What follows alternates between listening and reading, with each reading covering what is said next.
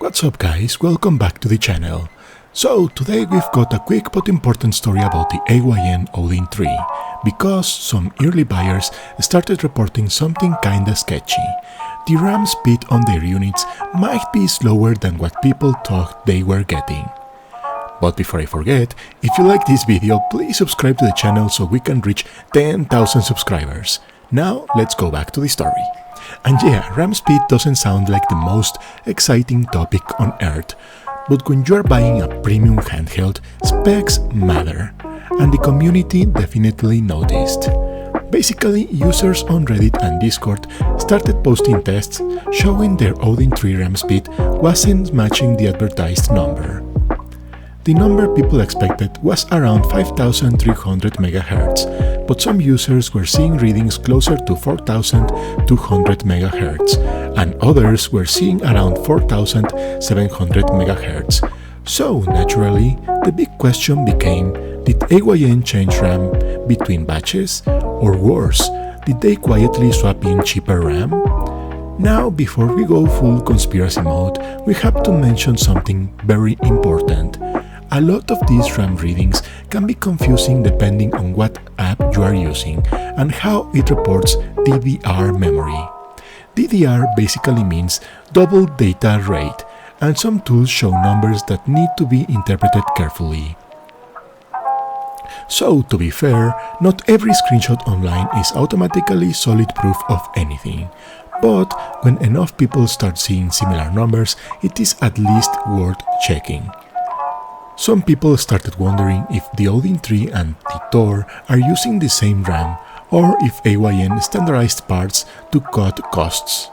Because let's be real, RAM pricing and supply have been all over the place lately, and companies absolutely do change components to keep costs under control.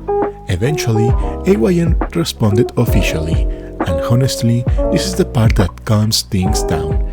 AYN basically said all Odin 3 models use the same RAM type and it's clocked at 4266 MHz. So, according to AYN, there is no some units fast, some units slow situation on purpose. It's supposed to be consistent. But then they dropped a little hint that made people raise an eyebrow. They said the possibility of using faster memory in the future, like 9600, is not impossible. Which basically means they are leaving the door open for faster RAM later, if market prices and supply allow it. Now let's talk about real-world impact. A difference of 500 to 1000 MHz can show up in certain situations. It could be most noticeable in Windows gaming and Switch emulation, since those can be more RAM heavy and bandwidth sensitive. But for most people doing classic emulation, basic Android gaming, normal usage, the difference is probably going to be minor. So this isn't like your Odin 3 is suddenly slow, it's more like it might not be as fast as some buyers expected on paper.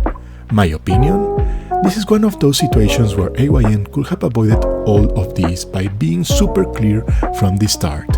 Because the community doesn't like ambiguity, especially when people are paying flagship money.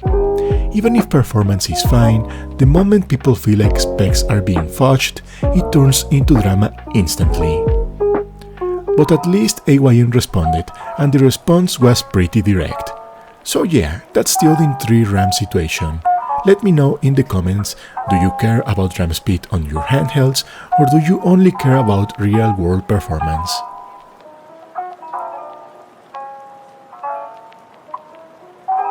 In other news, Mangmi just dropped the full spec sheet for their upcoming device, the Mangmi Pocket Max, and honestly, this one has potential. If you have been following Mangmi, you know they've been trying to punch above their weight, especially with devices like the Air X, so seeing a full spec list this early is pretty exciting. But there is one missing piece that could make or break this handheld, but we will get to that in a second. So, according to Mangmi official post, the Pocket Max is coming with a 7-inch AMOLED display, Full HD resolution, and this part is wild, 144 refresh rate. For the chip, it's rocking a Snapdragon 865 with an Adreno 650 GPU. Then we've got 8 gigs of RAM, 128 gigs of storage, a big 8000 mAh battery, Wi-Fi 6 and Bluetooth 5.1. So overall, big screen, big battery, solid older flagship Snapdragon performance, and a high refresh AMOLED. On paper, that's a really nice combo for emulation and streaming. Now here is the problem. They didn't announce the price, and honestly with a handheld like this, price is everything.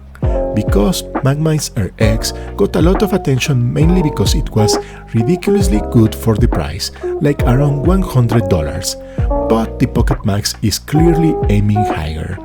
With the general setup, a lot of people are comparing it to devices in the $200 range, and that's where it gets tricky.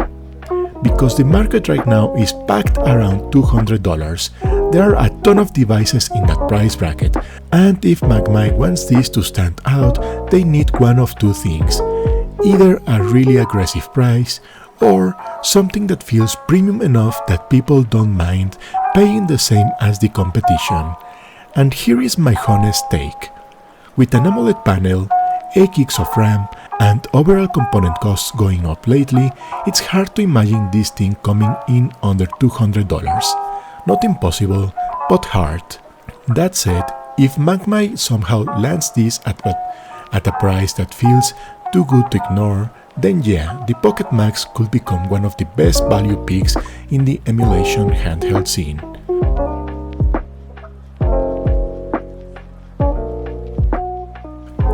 And last but not least, the Harbor Masters team has released its own port of Super Mario 64. If you have ever played any Ship of Arcanian or Starship Project, you already know how incredible these ports are. They let us enjoy classic games with modern features like 60 FPS, 4K resolution, and texture packs. Right now, this port is only available for Windows, but a Linux version is also in development.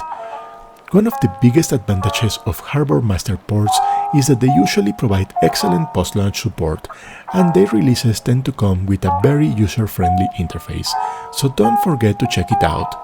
That's it for this video. Don't forget to like, subscribe, and I will see you in the next one. Remember, stay docked or not.